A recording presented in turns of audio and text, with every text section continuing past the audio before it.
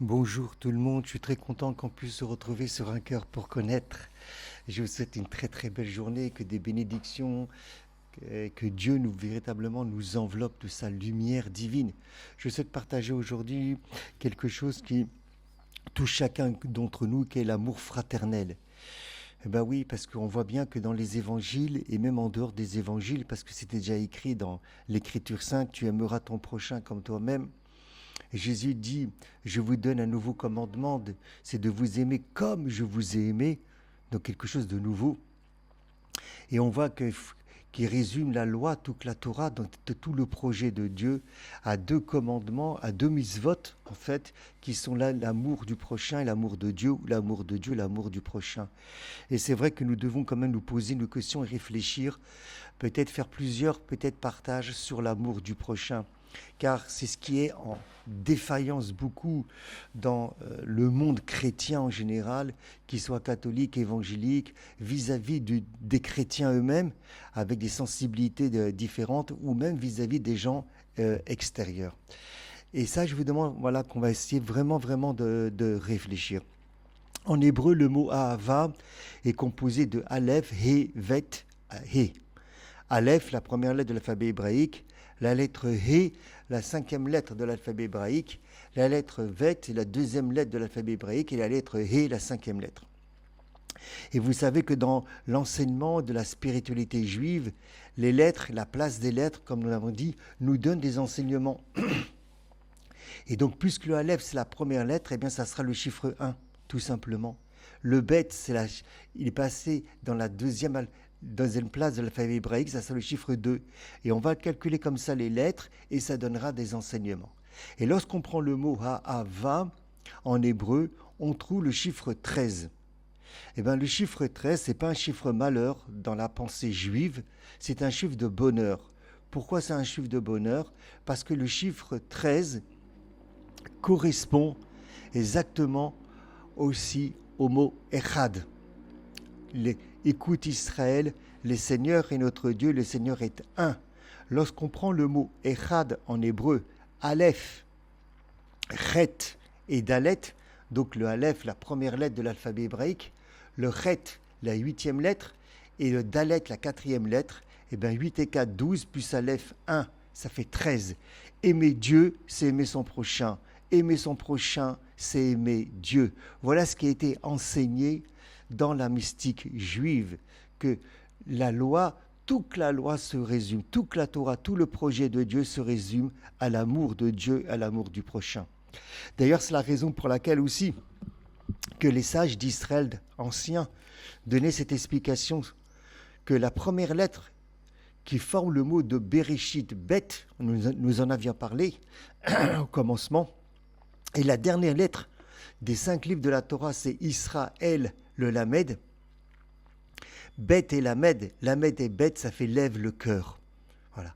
Toute la Torah, tout ce qui est écrit dans les 5 livres du Pentateuch se résume en un mot, en 2 lettres. Lève le cœur, le Bet et le Lamed. Le cœur que l'on doit avoir pour Dieu, ou bien de recevoir l'amour de Dieu et l'amour du prochain. Voilà, tout simplement. C'est aussi simple que ça, qu'on a beaucoup de mal à le mettre en place, mais c'est très important.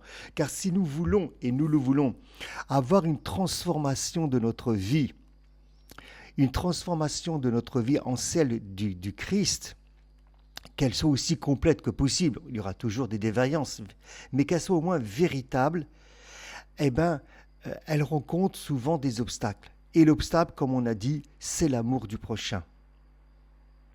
Parce que l'amour qu'on peut avoir pour Jésus, d'accord? Il faut qu'il rayonne autour de nous. Il faut que cet amour rejaillisse sur tous les hommes. Et ça, c'est important, sur tous les hommes. Et ce n'est pas évident. Jusqu'à ce que Jésus dira « aimez vos ennemis ». Alors on essaiera de comprendre que ça veut dire « aimez vos ennemis ». Mais c'est de la folie, c'est Blickwool.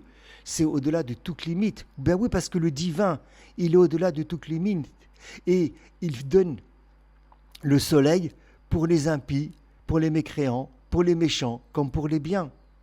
Et c'est ce que Jean indique lorsqu'il résume Toute la vie chrétienne, on pourrait dire en ces paroles, toute la vie chrétienne, le commandement de Dieu est que nous croyons au nom de son Fils, donc Jésus-Christ, et que nous nous aimons les uns les autres. Ça, c'est dans la première lettre de Jean, le chapitre 3 et le verset 23. C'est important quand même. Jean qui a vécu énormément de choses. Et on doit vraiment se poser la question, où est-ce que nous en sommes par rapport à l'amour du prochain ? Même s'ils ne pensent pas comme nous, même s'ils n'ont pas le même langage que nous, même s'ils n'ont pas la même culture que nous, même s'ils n'ont pas plus ou moins le même caractère que nous. Est-ce qu'on ne fait pas de la médisance derrière les gens ? Est-ce qu'en faisant la médisance derrière les gens, est-ce que vous croyez que Dieu ne voit pas, que Dieu n'entend pas, qu'il n'y ait pas d'un impact, puisque nous sommes le même corps, un corps mystique ? Est-ce que ça ne touche pas les autres membres ? D'accord ? Que lorsqu'on fait de la médisance sur des gens, lorsqu'on parle du mal sur des gens, parce qu'encore une fois, ils ne pensent pas comme nous, parce qu'ils n'ont pas, entre guillemets, la même doctrine que nous, ou le même dogme que nous. C'est intéressant parce que je l'avais déjà dit à plusieurs reprises, et puis chacun a bien évidemment avec sa foi, d'accord, entre les chrétiens, mais c'est intéressant que le Covid, lui, il fait pas de différence. D'accord, le Covid, lui, fait pas de différence. Quand il y a un tsunami, lui, il fait pas de différence. Donc quand Dieu, il permet, à travers la nature, de faire tomber malades les gens, il n'y a pas de différence, d'accord, entre celui qui pense comme ça, celui qui pense comme ça, celui qui croit ça, celui qui croit ça. Donc puisqu'il peut y avoir ça dans le côté, je dirais, négatif ou le côté du mal, même s'il n'y a rien de mal qui vient de Dieu, d'accord, eh bien, il devrait y avoir ça aussi dans le côté positif. Mais il y a un chemin à faire. Il y a un très très grand chemin à faire avant d'arriver à cela. Et là, nous devons réellement nous poser la question. Là, véritablement, nous devons nous poser la question. Où est-ce que nous en sommes sur ce que Jean nous dit, que nous nous aimions les uns les autres? Et qu'est-ce que l'amour véritablement? Qu'est-ce que ça veut dire de s'aimer les uns les autres? Mais c'est en cela qu'on pourra voir que nous sommes véritablement les disciples de Jésus. Voyez? Et peut-être sur ça, nous devons demander des grâces. Sur ça, nous devons demander peut-être des pardons. Sur ça, nous devons confesser à Jésus que nous ne sommes pas encore arrivés véritablement à cet amour. Et peut-être que sur ça, à chaque fois qu'une personne trébuche et qui fait de la médisance sur une autre personne, qui parle du mal sur une autre personne, qui critique une autre personne, comme si elle-même, elle n'avait pas assez à faire avec elle-même, eh bien, elle devrait demander. Elle devrait demander. Rappelez-vous ce que Jésus dit. Si tu as un problème avec quelqu'un, laisse ton offrande là, va te réconcilier avec la personne. Vous imaginez ce qu'il demande? On va tous se réclamer du Christ. Et est-ce qu'on est capable concrètement de vivre ça, de le mettre en pratique? Si tu as un problème avec quelqu'un, laisse ton offrande, laisse ta louange, laisse ton adoration, laisse tes prières, laisse même le moment où tu peux faire plein de miracles, tout ce que tu veux. D'ailleurs, Jésus dira, je ne vous connaissais pas, mais Seigneur, on a fait plein de miracles en ton nom. On a ressuscité des personnes en ton nom. Oui, mais moi, je ne vous connais pas, il dira. Mais en ton nom, on a fait tout ça. Oui, mais moi, je ne vous connais pas.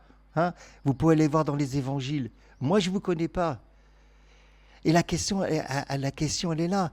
Tu as un problème avec quelqu'un, laisse ta louange. Tu as un problème avec quelqu'un, laisse ton adoration. Tu as un problème avec quelqu'un, laisse ta spiritualité de côté, mais va d'abord te réconcilier. Vous imaginez un petit peu? C'est plus important pour Dieu d'aller se réconcilier avec une personne plutôt que d'aller lui faire des prières, d'aller lui faire des louanges, d'aller lui faire une adoration, d'aller lui faire tout ce que vous voulez qu'on peut faire si d'abord on ne s'est pas réconcilié avec la personne. Wow, ça interpelle notre conscience. Où est-ce que nous en sommes par rapport à cela? Et tout ça pourquoi? Parce que le mot Ahava égale le mot Echad.